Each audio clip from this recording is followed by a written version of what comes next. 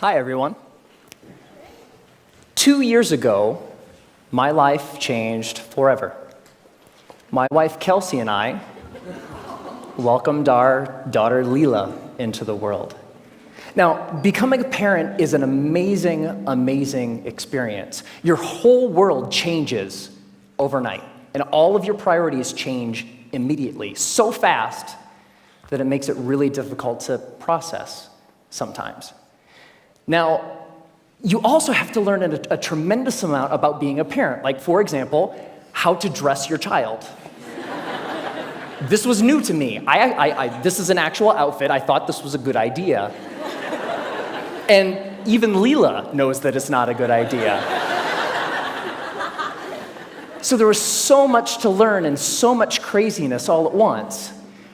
And to add to the craziness, Kelsey and I both work from home. We're entrepreneurs. We run our own businesses. So Kelsey is develops courses online for yoga teachers. I'm an author. And so I'm working from home. Kelsey's working from home. We have an infant, and we're trying to make sure that everything gets done that needs done. And life is really, really, really busy. And a couple weeks into this amazing experience, when the sleep deprivation really kicked in, like around week 8, I had this thought, and it was the same thought that parents across the ages internationally, everybody has had this thought, which is, I am never going to have free time ever again. And somebody said it's true. Yeah, it's not exactly true, but it feels really, really true in that moment. And this was really disconcerting to me, because one of the things that I enjoy more than anything else is learning new things. Getting curious about something and diving in and fiddling around and learning through trial and error and eventually becoming pretty good at something. And without this free time, I didn't know how I was ever going to do that ever again. And so I'm a big geek. I want to keep learning things. I want to keep growing. And so what I decided to do was go to the library and go to the bookstore and look at what research says about how we learn and how we learn quickly. And I read a bunch of books, I read a bunch of websites, and trying to answer this question: how long does it take to acquire a new skill? You know what I found? 10,000 hours. Anybody ever heard this? 10,000. It takes 10,000 hours. If you want to learn something new, if you want to be good at it, it's going to take 10,000 hours to get there. And I read this in book after book and website after website, and my mental experience of reading all of this stuff was like, no! I don't have time. I don't have 10,000 hours. I am never going to be able to learn anything new ever again. But that's not true. So 10,000 hours, just to give you a rough order of magnitude, 10,000 hours is a full-time job for 5 years. That's a long time. And we've all had the experience of learning something new, and it didn't take us anywhere close to that amount of time, right? So what's up? There's something kind of funky going on here. What the research says and what we expect and have experiences, they don't match up. And what I found, here's the wrinkle. The 10,000 hour rule came out of studies of expert level performance. There was a professor at Florida State University. His name is K. Anders Ericsson. He's the originator of the 10,000 hour rule. And where that came from is he studied professional athletes, world-class musicians, chess grandmasters, all of these ultra-competitive folks in ultra-high-performing fields, and he tried to figure out how long does it take to get to the top of those kinds of fields.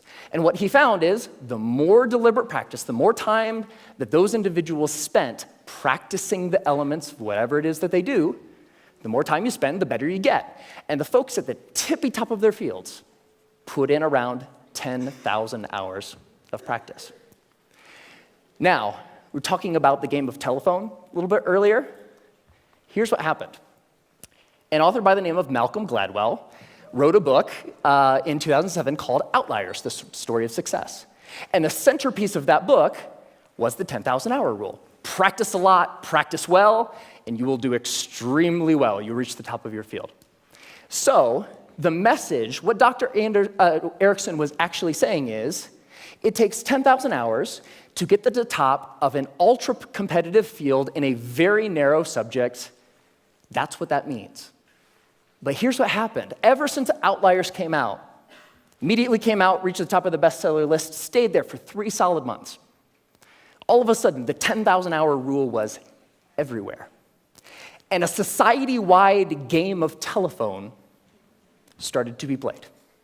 So this message, it takes 10,000 hours to reach the top of an ultra-competitive field, became, it takes 10,000 hours to become an expert at something, which became, it takes 10,000 hours to become good at something, which became, it takes 10,000 hours to learn something. But that last statement, it takes 10,000 hours to learn something, it's not true. It's not true. So, what the research actually says, if I spent a lot of time here at the CSU library in the cognitive psychology stacks, because I'm a geek. And when you actually look at the studies of skill acquisition, you see over and over and over a graph like this. Now, researchers, whether they're studying a motor skill, something you do physically, or a mental skill, they like to study things that they can time, because you can quantify that, right? So they'll give research participants a little task, something that requires physical arrangement or something that requires learning a little mental trick, and they'll time how long a participant takes to complete the skill. And here's what this graph says. When you start, so when researchers gave participants a task, it took them a really long time because it was new and they were horrible. With a little bit of practice, they get better and better and better, and that early part of practice is really, really efficient. People get good at things with just a little bit of practice. Now, what's interesting to note is that if, we don't really, for skills that we want to learn for ourselves, we don't care so much about time, right? We just care about how good we are, whatever good happens to mean. So if we relabel performance time to how good you are, the graph flips, and you get this famous and widely known, this is the learning curve. And the story of the learning curve is when you start, you're grossly incompetent and you know it, right? With a little bit of practice, you get really good really quick. So that early level of improvement is really fast. And then at a certain point, you reach a plateau, and the subsequent gains become much harder to get. They take more time to get. Now, my question is, I want that, right? How long does it take from starting something and being grossly incompetent and knowing it to being reasonably good in, hopefully, as short a period of time as possible? So, how long does that take? Here's what my research says. 20 hours. That's it. You can go from knowing nothing about any skill that you can think of. Want to learn a language? Want to learn how to draw? Want to learn how to juggle flaming chainsaws? If you put 20 hours of focused, deliberate practice into that thing, you will be astounded at how good you are. 20 hours is doable. That's about 45 minutes a day for about a month, even skipping a couple days here and there. 20 hours isn't that hard to accumulate. Now, there's a method to doing this, because it's not like you can just start fiddling around for about 20 hours and expect these massive improvements. There's a way to practice intelligently. There's a way to practice efficiently that will make sure that you invest those 20 hours in the most effective way that you possibly can. And here's the method. It applies to anything. The first is to deconstruct the skill. Decide exactly what you want to be able to do when you're done, and then look into the skill and break it down into smaller and smaller pieces. Most of the things that we think of as skills are actually big bundles of skills that require all sorts of different things. The more you can break apart the skill, the more you're able to decide what are the parts of this skill that will actually help me get to what I want, and then you can practice those first. And if you practice the most important things first, you'll be able to improve your performance in the least amount of time possible. The second is learn enough to self-correct. So get 3 to 5 resources about what it is you're trying to learn. Could be books, could be DVDs, could be courses, could be anything. But don't use those as a way to procrastinate on practice. I know I do this, right? Get like 20 books about the topic. It's like, I'm going to start learning how to program a computer when I complete these 20 books. No, that's procrastination. What you want to do is learn just enough that you can actually practice and self-correct or self-edit as you practice. So the learning becomes a way of getting better at noticing when you're making a mistake and then doing something a little different. The third is to remove barriers to practice. Distractions, television, internet, all of these things that get in the way of you actually sitting down and doing the work. And the more you're able to use just a little bit of willpower to remove the distractions that are keeping you from practicing, the more likely you are to actually sit down and practice, right? And the fourth is to practice for at least 20 hours. Now, most skills have what I call a frustration barrier. You know, the grossly incompetent knowing it part. That's really, really frustrating. We don't like to feel stupid. And feeling stupid is a barrier to us actually sitting down and doing the work. So by pre-committing to practicing whatever it is that you want to do for at least 20 hours, you will be able to overcome that initial frustration barrier and stick with the practice long enough to actually reap the rewards. All right? That's it. It's not rocket science. 4 very simple steps that you can use to learn anything. Now, this is easy to talk about in theory, but it's more fun to talk about in practice. So one of the things that I've wanted to learn how to do for a long time is play the ukulele. Has anybody seen Jake Shimabukuro's TED Talk where he plays the ukulele and makes it sound like he's like an ukulele god? It's amazing. It's like I saw that. It's like, that is so cool. It's such a neat instrument. I would really like to learn how to play. And so I decided that to test this theory, I wanted to put 20 hours into practicing the ukulele and see where we got. And so the first thing about playing the ukulele is in order to practice, you have to have one, right? So I got an ukulele, and my lovely assistant, thank you, sir. I think I need the cord here. It's not just an ukulele, it's an electric ukulele. Yeah. So the first couple hours are just like the first couple hours of anything. You have to get the tools that you're using to practice. You have to make sure that they're available. My ukulele didn't come with strings attached. I had to figure out how to put those on. Like, that's kind of important, right? And learning how to tune and learning how to make sure that all of the things that need to be done in order to start practicing get done, right?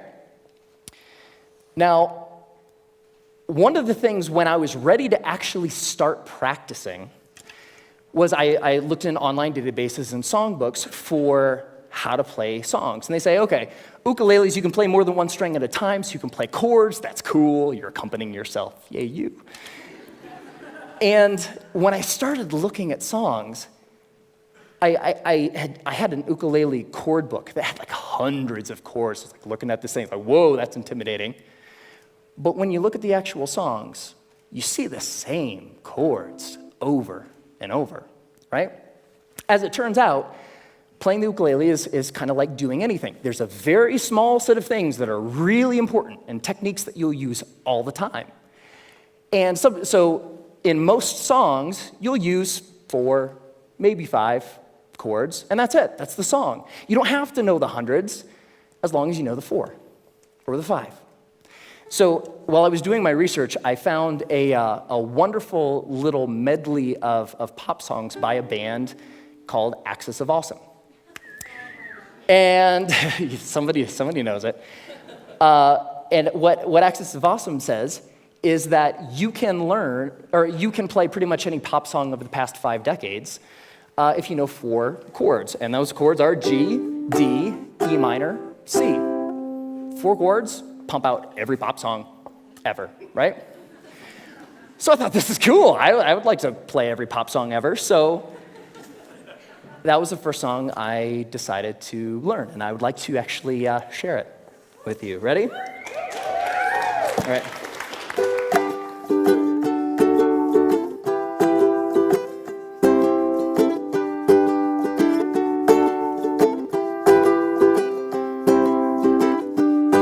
Just a small town girl living in a lonely world. She took the midnight train going anywhere. I heard that you settled down, that you found a girl, that you're married now. Every night in my dreams I see you, I feel you. That is how I know we'll go on. I won't hesitate no more. It cannot wait, I'm yours. 'Cause you are amazing. We did amazing things. If I could, then I would. I'd go wherever you will. And can you feel the love tonight? Can I live with or without you? When I find myself in times of trouble, Mother Mary comes to me. Sometimes I feel like I don't have a partner. No woman, no cry, mama, this surely is a dream. I come from London under. Once a jolly swag man camped by a billabong. Hey, I just met you, and this is crazy, but here's my number, so call me. Hey, sexy lady, whoop, whoop, whoop, whoop, whoop 'em Gangnam Style. Time to say goodbye. Closing time. Every new beginning comes from some other beginning's end.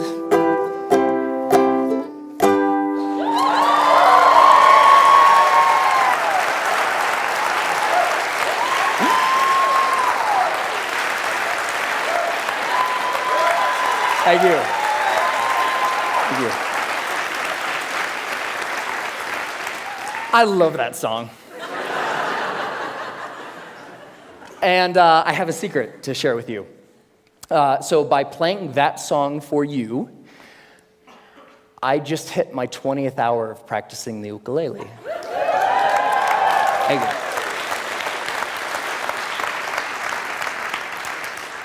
And so it's amazing, pretty much anything that you can think of. What do you want to do? The major barrier to learning something new is not intellectual. It's not the process of you learning a bunch of little tips or tricks or things. The major barrier is emotional. We're scared. Feeling stupid doesn't feel good. In the beginning of learning anything new, you feel really stupid. So the major barrier is not intellectual, it's emotional. But put 20 hours into anything. Doesn't matter. What do you want to learn? Do you want to learn language? Do you want to learn how to cook? Do you want to learn how to draw? What turns you on? What lights you up? Go out and do that thing. It only takes 20 hours. Have fun.